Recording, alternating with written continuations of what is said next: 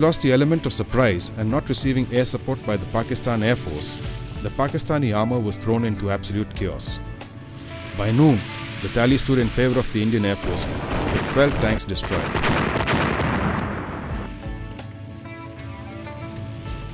In the periods of relative calm, when the Indian Air Force was not overhead, the tanks surrounding the post were ordered to pull back to the south of the post around 51 Brigade. By now, the Indian Army's reinforcements had arrived and were in the process of deploying themselves. When Sangha came, he told me, he is briefing, sir, enemy has now stopped all movements.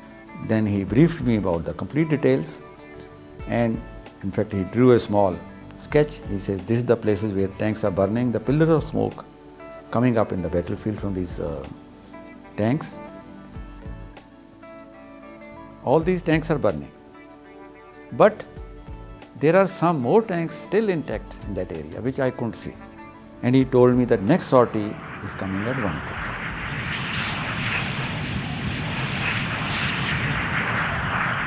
I took off at about 12:35, went to Longewala and oriented myself to the complete battle situation. I saw all those tanks which pillars of smoke were coming out. On the enemy side, all movement was frozen. Now, in my anxiety to find more tanks, which Sangha had told me are intact, from Longewala post, which were foremost troops, I raised my heights and keeping that road on the right, that Kharotar and Longewala road, I flew exactly about 4 to 5 minutes onto the enemy side, which could mean about 7, 8, 10 kilometers into the enemy side, and started observing on the right. Suddenly I found smoke puff from 2 places. There were 7 tanks in that particular sand dunes and that bowl. They were nicely tucked in. So I came back and started flying over Longewala post, waiting for the hunters.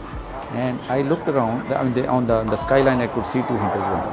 I immediately said, please come forward in the same line, I am waiting for you. So in no time, they followed that road, went in front of me, and then I guided them onto the east edge. In the next 2 hours, 7 more tanks were added to the tally. A message from the Pakistani tank commander desperately calling for air support was intercepted. दुश्मन की हवाई फौज ने नाक में दम कर दिया है। एक हवाई जहाज जाता है और दूसरा आता है और 20-20 मिनट ऊपर नाचता है। 40% फौज और सामान हलाक और तबाह हो चुका है। आगे जाना तो क्या, पीछे मुड़ना मुश्किल हो गया है। जल्दी हवाई फौज मदद के लिए भेजो, वरना वापस मुड़ना नामुमकिन है। Unfortunately, no such help was coming. By the evening, the total stood at 19 tanks destroyed. At the end of the day of the 5th, we couldn't really claim an accurate number of tanks, but there was a number of them burning on the effort, and it appeared that they had very few left unless there were reinforcements over the night. During daylight, the odds were in favour of the Indian Air Force.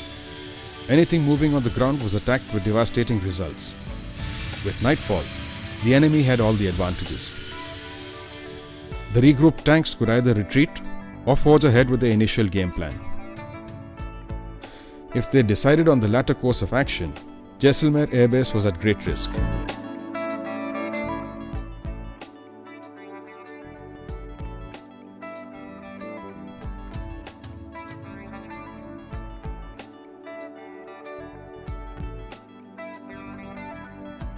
The night proved uneventful for the Indian Air Force. For the Pakistani Army, things were different. Having taken heavy casualties during the day, the commander of 51 Brigade and the rest of the Pakistani forces were on the verge of mutiny. Orders to press on into Indian territory and capture their objective were ignored, and the brigade commander was considering a retreat. Morning found the tanks still milling around in confusion. This was just what the Indian Air Force needed. They took the gift with both hands. Under the pressure of the constant and accurate attack by the Indian Air Force, the Pakistani forces gave in to their frustrations. By sundown, the Indian Air Force had added to their existing score. The total now stood at 24 tanks destroyed, along with assorted vehicles and troop carriers.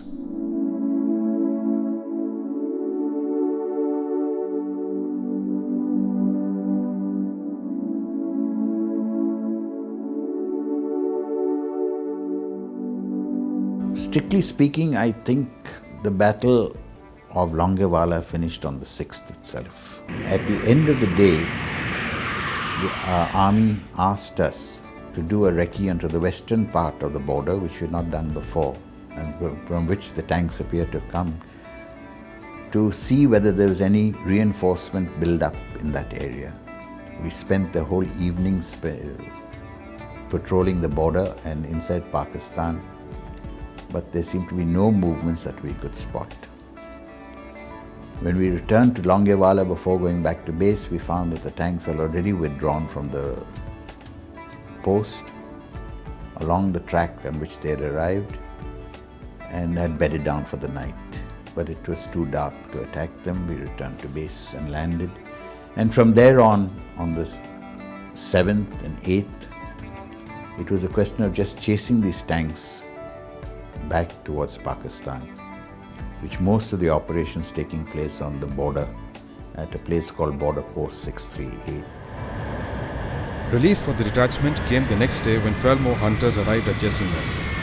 On landing, the pilots were given a quick briefing while the aircraft were refueled and armed. Without wasting a moment, these pilots were on their way to engage the retreating tanks.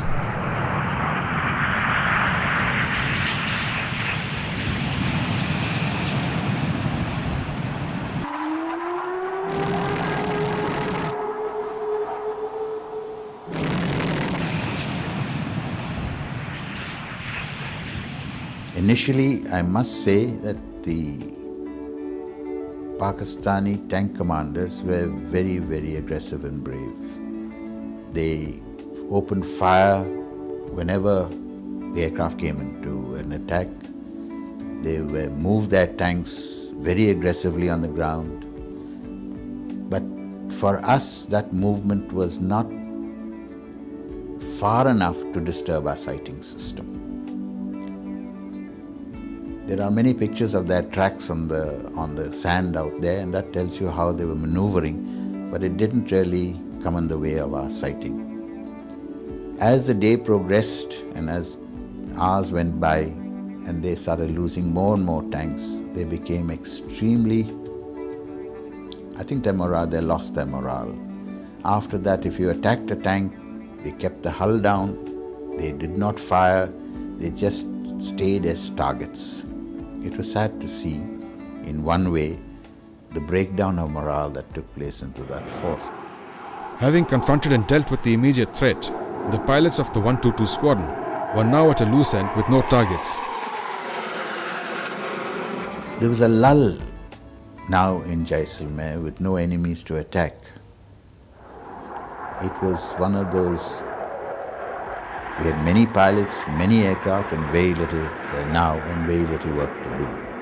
We still patrolled the railway line and road, attacked any army or military train that was passing on the route, refraining from attacking any passenger, civilian passenger vehicle. If there is a target that you've got to attack, which is a military type target, for example, there's a military type target, could even be a train carrying military stores on a railway line, and you need to attack it.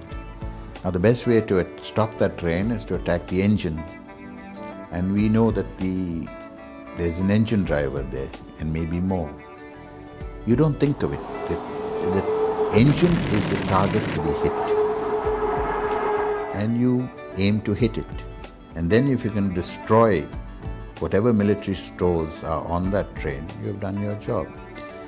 Initially in the war, on that same railway line, there used to be some passenger trains running on the 4th. Why Pakistan permitted its passenger trains to travel on that railway line on the 4th after war had started was a surprise to us, but we never attacked a civilian train. By the fact nobody was there to guide us or to tell us not to do it or to do it, but I think the Indian Air Force has got a sense of integrity, and the country's got a very high moral values, holds high moral values, and out of that came the decision never to attack a civilian target. Why this tactical masterpiece was not supported by Pakistan's air power still remains a mystery. Speculations run rife as to the result of this battle had there been a coordinated effort between the two wings of Pakistan's armed forces.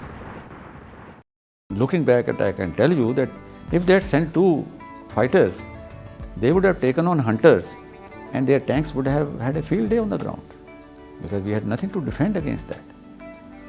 Our guns, artillery, they were still moving from Kishangarh side, and they reached sometime on the 5th afternoon, where they deployed in support of the ground troops.